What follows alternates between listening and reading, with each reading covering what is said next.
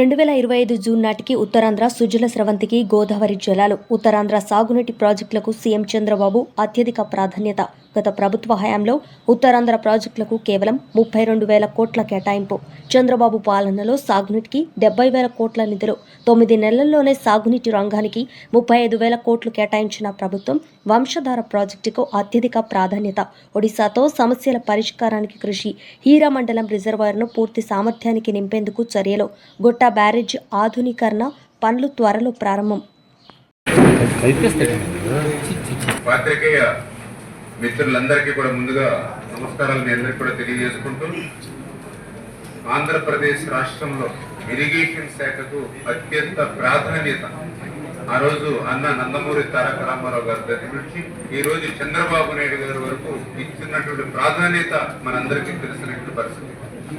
అందులో కూడా పర్టికులర్ గా ఇటు ఉత్తరాంధ్రకు కానీ అటు రాయలసీమకు కానీ ప్రాజెక్టులు ప్రారంభించడం కానీ, రిజర్వాయర్లు కానీ, ఏదైతే మరి ఐటీసీ స్కీమ్స్ కానీ ప్రారంభించడం, పనులు చేయడం కూడా తెలుగుదేశం ప్రభుత్వం హయాంలోనే జరిగినటువంటి విషయాన్ని కూడా సందర్భంగా ఒకసారి గుర్తు చేస్తూ ఉన్నాం. ఏదైతే ఇరిగేషన్కి ఇస్తున్నటువంటి ప్రాధాన్యతకి ఒకే ఒక ఉదాహరణ, ఏదైతే గత వైఎస్ఆర్సీపీ ప్రభుత్వం మరి 5 సంవత్సరాల్లో అంటే 2019, 2024 5 సంవత్సరాలలో మరి వాళ్ళు ఇరిగేషన్కి పెట్టింది కేవలం 32,000 కోట్ల రూపాయలు మాత్రమే. అదే 14-19లో 71,000 కోట్ల రూపాయలు ఆ రోజు తెలుగుదేశం ప్రభుత్వంలో ఇరిగేషన్కి బడ్జెట్ లో కేటాయింపు చేశారు. ఇక్కడ ఒక విషయాన్ని కూడా గుర్తుపెట్టుకోవాలి.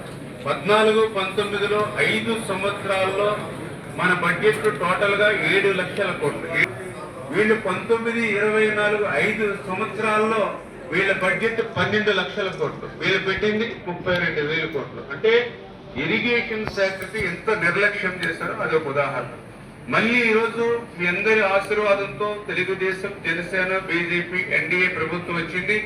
ఈ 9 నెలల కాలంలోనే మన ఓటాన్ అకౌంట్ బడ్జెట్ లో ఒక 17,000 కోట్లు, అదే మొన్నటి బడ్జెట్ లో ఒక 18,000 కోట్లు, అంటే 35,000 కోట్ల రూపాయలు ఈ మొదటి సంవత్సరంలోనే ఇరిగేషన్ శాఖకు ఈ రోజు ఎన్డీఏ ప్రభుత్వం నిధులు కేటాయించింది అని అంటే 5 సంవత్సరాల్లో వైఎస్ఆర్సీపీ ప్రభుత్వం 32,000 కోట్లు కేటాయిస్తే ఇవాళ ఎన్డీఏ ప్రభుత్వం 9 నెలల్లోనే 35,000 కోట్ల రూపాయలు ఇరిగేషన్ కి కేటాయించింది అని అంటే ఈ యొక్క ఇరిగేషన్ కి ప్రభుత్వం ఇస్తున్న ప్రాధాన్యతకు అదే ఒక ఉదాహరణ తెలియజేసుకుంటూ, అందులో ఏదైతే ఈ రోజు ఉత్తరాంధ్రకు ఒక ఉజ్వలమైనటువంటి భవిష్యత్తు ఉండాలనేటువంటి ఆలోచనతో ఈ రోజు చంద్రబాబు నాయుడు గారు కూడా చాలా క్లియర్ గా ఉత్తరాంధ్ర ప్రజలు రుణం తీర్చుకునేటువంటి విధంగా ఇరిగేషన్ శాఖకు అత్యధిక ప్రాధాన్యతనిచ్చి 1-2 రోజులు ప్రతి ప్రాజెక్టుని కూడా మీరు రివ్యూ చేసుకుని, ఆ రివ్యూ చేసినటువంటి ప్రాజెక్టుల యొక్క నోట్స్ అన్ని కూడా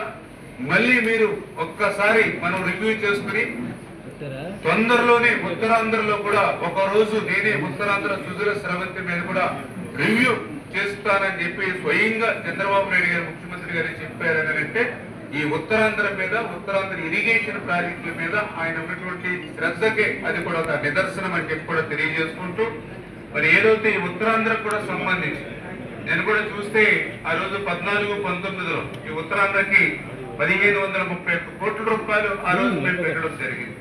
మరి ఏదైతే బడ్జెట్ పెరిగింది కానీ కేటాయింపులు 19-24లో చూస్తే కేవలం 453 కోట్ల రూపాయలు మాత్రమే. అంటే ఈ రకంగా ఉత్తరాంధ్రకు అడుగడుగునా కూడా మరి గత వైసీపీ ప్రభుత్వం ఎంత అన్యాయం చేసిందో, అందులో కూడా పర్టికులర్ గా మీ అందరికీ తెలుసు ఏదైతే ఉత్తరాంధ్ర సుజల స్రవంతి, ఉత్తరాంధ్ర కళ ఏదైతే ఉందో మరి దానికి గత వైసీపీ పాలనలో 1 రూపాయి కానీ, 1 కరపస్త సిమెంట్ కానీ, 1 తట్ట మట్టి కూడా ఉత్తరాంధ్ర సుజల స్రవంతికి పనిచేసినటువంటి పరిస్థితి లేదు. మళ్ళీ ఈ రోజు ఈ ప్రభుత్వం వచ్చిన తర్వాత మొన్ననే 600 కోట్ల రూపాయలు మొన్నటి బడ్జెట్ లో కూడా ఉత్తరాంధ్ర సుజల స్రవంతికి మరి కేటాయింపులు కూడా చేసిన విషయాన్ని కూడా సందర్భంగా తెలియజేసుకుంటూ, దురదృష్టం అందులో కూడా పర్టికులర్ గా శ్రీకాకుళం జిల్లా మరి ఇక్కడే గతంలో ఒక స్పీకర్ గా ఉన్నటువంటి వ్యక్తి ఉన్నాడు, ఒక రెవెన్యూ శాఖ మంత్రి ఉన్నాడు, ఒక పశుసంవర్ధన శాఖ మంత్రి ఉన్నాడు, కానీ శ్రీకాకుళం జిల్లాగా చేసింది 0. ఏదైతే ఇప్పుడే మనం చూస్తూ ఉంటే ఇప్పుడే ఐడీసీ మరి వేళ ప్రతి నియోజకవర్గంలో కూడా వాళ్ళు చెప్తూ ఉన్న లిఫ్ట్ స్కీమ్స్ వాస్తవం. మనం కూడా మేము ఈ యొక్క 9 నెలల కాలంలో చూస్తే రాష్ట్రంలో 1040 లిఫ్ట్ స్కీమ్స్ ఉంటే అందులో 450 లిఫ్ట్ స్కీములు మూతపడ్డాయి గత 5 సంవత్సరాల నిర్వహణ లోపం వల్ల. అటువంటి స్థితిలో మళ్ళీ ఆ లిఫ్ట్ స్కీమ్స్ ని మళ్ళీ ఏవం పోయాలనే ఆలోచనతో ఈరోజు ముఖ్యమంత్రి గారు కూడా మరి మొన్ననే ఏజెన్సీలతో కూడా మాట్లాడి అమ్మోడల్లో ఒక 10 years అంటే రైతులకి భారం లేకుండా అమ్మోడల్లో ఏజెన్సీలకి ఒక 10 years ఇచ్చి ఎవ్రీ మంత్ గవర్నమెంట్ ఇచ్చే మనం వాళ్ళకి పేమెంట్స్ ఇచ్చి ఆ మెయింటెనెన్స్ రిపేర్స్ కూడా వాళ్ళే చేసేటువంటి విధంగా ఆ యొక్క ఏదైతే ఐడిసి స్కీమ్స్ ఏదైతే ఉన్నాయో వాటిని ఆదుకోవాలని చెప్పేసి కూడా మన ముఖ్యమంత్రి గారు కూడా నిర్ణయం తీసుకోవడం జరిగింది. అందులో భాగంగా తొందరలోనే ఆ ఏదైతే రిపేర్స్ కి అదేవిధంగా ఆ మెయింటెనెన్స్ కి అయ్యేటువంటి ఖర్చునంతా కూడా మరి క్యాలిక్యులేట్ చేసి అవి కూడా టెండర్స్ పిలిచి అవి కూడా ఫైనలైజ్ చేసేటువంటి ప్రక్రియ కూడా డిపార్ట్మెంట్ లో కొనసాగుతుందని చెప్పి తెలియజేసుకుంటూ, అదేవిధంగా లస్కర్లు అనేది ఈ ఇరిగేషన్ డిపార్ట్మెంట్ కి అత్యంత కీలకం. మరి దురదృష్టం గత సంవత్సరం నుంచి కూడా అంటే వైఎస్ఆర్సీపీ గత సంవత్సర పాటు లస్కర్లకి బకాయిలు పెట్టిపోతే జీతాలు మళ్ళీ మనం వచ్చిన తర్వాత ఒక్కొక్క లస్కర్కి 90,000 లక్ష రూపాయలు ఒక్కసారిగా ఆ సంవత్సరం బకాయిలు కూడా విడుదల చేశాం. లస్కర్లకు కూడా జీతాలు ఇవ్వలేటువంటి స్థితికి గత ప్రభుత్వం నెట్టేసినటువంటి పరిస్థితి.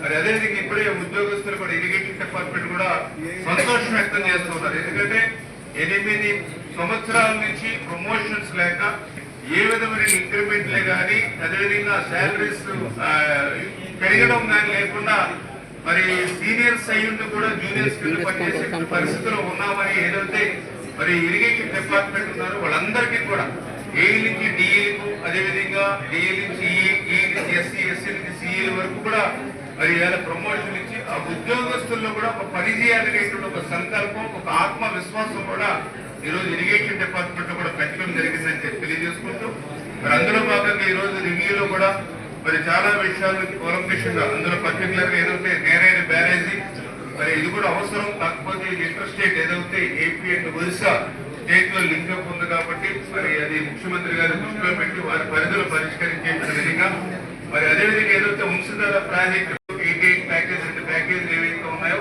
దీనికి సంబంధించి ఏదైతే రాత్రి కట్టుబడి కానీ అదే ల్యాండ్ ఎక్విజిషన్ ప్రాబ్లమ్స్ ఏవైతే చెప్పారో వాటిని కూడా క్లియర్ చేసేటువంటి విధంగా మరి ఆదేశాలు ఇచ్చాం. కొన్ని ఎస్టిమేషన్ కూడా పంపమని చెప్పడం జరిగింది. అదేవిధంగా కొత్త బ్యారేజీ కూడా మరి అది కూడా ప్రమాదకరంగా ఉంది. దానికి కూడా ఒక 12 కోట్ల రూపాయలు ఆల్రెడీ మరి టెండర్స్ పిలిచి వర్క్స్ కూడా స్టార్ట్ చేయమని చెప్పేసి కూడా ఆదేశాలు ఇవ్వడం కూడా జరిగిందని చెప్పి తెలియజేసుకుంటూ, అదేవిధంగా ఏదైతే హిరమండలం రిజర్వాయర్ మరి ఇది యాక్చువల్గా 19.3 టీఎంసీ కెపాసిటీ ఉంది. కానీ ప్రస్తుతం ఉన్నటువంటి పరిస్థితుల్లో కేవలం 3-4 టీఎంసీలు మాత్రమే నిల్వ చేస్తున్నటువంటి పరిస్థితి ఉంది. దీనికి ఏదైతే రిమైనింగ్ అంటే స్పిల్వే గేట్స్ కానీ ఇంకా అదేవిధంగా ఆ రిజర్వాయర్ గ్యాప్స్ ఏవైతే ఉన్నాయో అవి కానీ అదేవిధంగా లిఫ్ట్ కూడా ఏదైతే మరి 34% లిఫ్ట్ ఇప్పటి వరకు పూర్తయినటువంటి పరిస్థితి. ఈ లిఫ్ట్ కనుక మనం పూర్తి చేసుకున్నట్లయితే ఒక 12 టీఎంసీని మనం రిజర్వ్ చేసుకునేటువంటి అవకాశం ఉంది. మరి గౌరవ శాసనసభ్యులు ఇచ్చినటువంటి సూచనల మేరకు ప్రస్తుతం ఈ 12 టీఎంసీ లిఫ్ట్ కి పనులు కూడా ప్రారంభించుకుని అడిషనల్ గా కూడా ఒక 5 టీఎంసీ నీళ్లు కూడా పంపుకోవడానికి ఆ లిఫ్ట్స్ కూడా ఎస్టిమేషన్ చేసి పంపించమని చెప్పేసి కూడా చెప్పడం జరిగింది. అదేవిధంగా ఏదైతే వైడైట్ ఏదైతే అది కూడా ప్రమాద పరిస్థితిలో ఉండడంతో దాన్ని కూడా డిపిఆర్ తయారు చేసుకున్నారు. ఆ తయారు చేసిన డిపిఆర్ బట్టి ఆ యొక్క రిపేర్స్ అవి కూడా చేయాలని చెప్పేసి కూడా నిర్ణయం తీసుకోవడం జరిగింది. అదేవిధంగా కొత్త బ్యారేజ్ కి సంబంధించి ఏదైతే లెఫ్ట్ కెనాల్ కానీ అదేవిధంగా రైట్ కెనాల్ కానీ ఏదైతే ఉందో ఆ మోడర్నైజేషన్ వర్క్స్ అన్ని కూడా నిలిచిపోవడం వల్ల ఆ కెనాల్ కెపాసిటీ ఒక 60% 70% మాత్రమే వాటర్ పోతుంది. దానివల్ల శివారు ప్రాంతాలకి తాగునీరు అందుతున్నటువంటి పరిస్థితి ఉంది. దాన్ని కూడా మరి ఏదైతే డీసిల్టింగ్ కానీ అదేవిధంగా రిపేర్స్ కానీ ఏవైతే ఉన్నాయో అవన్నీ కూడా ఎస్టిమేట్ చేయమని చెప్పడం జరిగింది. అదేవిధంగా ఇప్పుడే మేము మదనగొప్పాల సాగర్ ఏదైతే ఉందో దాన్ని కూడా మేము పరిశీలించాం. మరి కొన్ని ఏదైతే గేట్స్ కానీ ఏవైతే కొన్ని పోర్ట్ ఇష్యూస్ ఏవైతే ఉన్నాయో అవి కూడా క్లియర్ చేసుకుని ఆ రిజర్వాయర్ ని కూడా ఒక ఆ వాటర్ ని నింపడంతో పాటు ఒక టూరిజం ప్లేస్ గా కూడా దాన్ని తీర్చిదిద్దాలనే విధంగా దానికి కూడా ఒక ఎక్స్ప్రెషన్ కూడా ప్రిపేర్ చేయమని చెప్పడం జరిగింది. అదేవిధంగా ఏదైతే మరొక ముఖ్యమైనటువంటిది మహేంద్ర తనయ్య కూడా ఇప్పటివరకు చూస్తే 45% పనులు మాత్రమే పూర్తయినటువంటి పరిస్థితి గుర్తించడం జరిగింది. దీనికి కూడా కొంత ల్యాండ్ ఈక్వేషన్ ఇటువంటి సమస్యలు ఏవైతే ఉన్నాయో వాటి మీద కూడా క్లియర్ గా డిస్కషన్ చేస్తాం. అదేవిధంగా చంద్రబాబు నాయుడు గారి చాలా మీ అందరికీ తెలుసు ఏదైతే వంశధార నాగావళి లింక్ ఏదైతే ఉందో దీనికి కూడా ల్యాండ్ ఎక్విజిషన్ సమస్య.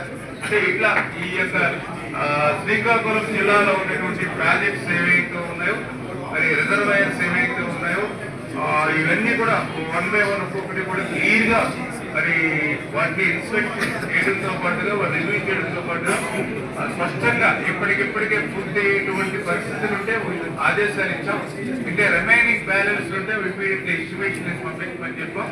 ఈ రోజు ఏదో రివ్యూ చేయడం అనేది కాదు, ఈ మినిట్స్ నోట్ చేసుకుని మళ్ళీ ఇమీడియట్ గా ఒక 10-15 days లో మళ్ళీ సెక్రటరియట్ లో కూడా మళ్ళీ ఒకసారి అఫీషియల్స్ తోటి కూడా రివ్యూ పెట్టుకుని ఈ రివ్యూలో పెట్టిన అంశాలన్నీ కూడా అమలు చేసే విధంగా ఈ యొక్క ఎన్డీఏ ప్రభుత్వం మేము పనిచేస్తామని ముఖ్యమంత్రి గారు కూడా స్పష్టంగా, ఎందుకంటే పోలవరం ప్రాజెక్టు పూర్తయ్యేంత వరకు వేచి చూడకుండా ఆ పోలవరం దగ్గర ఏదైతే పురుషోత్తపట్నం పుష్కర ఎత్తుకోతల నుంచి ఆ లెఫ్ట్ కెనాల్ మీరు పూర్తి చేసి ఉత్తరాంధ్ర సుజల శ్రవంతికి నీరు ఇవ్వండి, ఉత్తరాంధ్రకి ఈ సంవత్సరంలోనే నీరు తీసుకెళ్ళాలంటే 1200 కోట్ల రూపాయలు పెట్టి ఆ ఏదైతే లెఫ్ట్ కెనాల్ కూడా టెండర్స్ పిలిచి ఈ యొక్క 2025 జూన్కే ఆ లెఫ్ట్ కెనాల్ కూడా పూర్తి చేసే విధంగా లక్ష్యంగా పెట్టి పనిచేస్తూ ఉన్నాం. అంటే ఖచ్చితంగా మరి ఉత్తరాంధ్రకు 2025 జూన్కే ఆ యొక్క గోదావరి వరద నీరు అందించేటువంటి ప్రక్రియ, అంటే ఒక లక్ష్యంతో అధికారులకు వచ్చినటువంటి మొదటి 9 నెలల్లోనే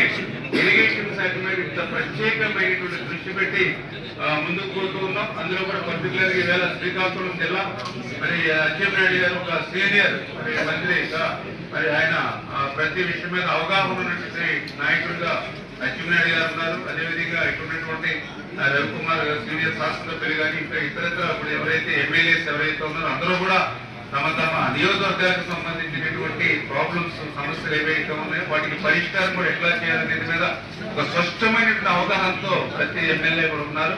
ఖచ్చితంగా మాకు కూడా శ్రీకాకుళం, విజయనగరం, విశాఖపట్నం అంటే ఒక మంచి జిల్లాలు. మరి ఈ జిల్లా ప్రజలు రుణం తీసుకోవాలి అనేటువంటి ఆలోచనే చంద్రబాబు నాయుడు గారికి కూడా ఉంది. ఖచ్చితంగా రేపు రాబోయేటువంటి రోజుల్లో ఈ యొక్క జిల్లాలకు అత్యంత ప్రాధాన్యతనిచ్చి ఈ బ్యాలెన్స్ ఏదైతే ఈ యొక్క పనులు ఉన్నాయో అన్ని కూడా పూర్తి చేస్తాం. ప్రస్తుతం ఆర్థిక పరిస్థితి అనుకూలించినటువంటి స్థితి ఉన్నప్పటికీ కూడా, ఎందుకంటే 14 లక్షల కోట్ల అప్పు ఈ రోజు ఈ రాష్ట్రం నెత్తి మీద పెట్టినటువంటి పరిస్థితి. మరి నిజంగా అప్పు పంచాలంటే ఒక్కొక్క తల మీద 2,40,000 వస్తుంది. కానీ ఆ భారం ప్రజల మీద పెట్టకుండా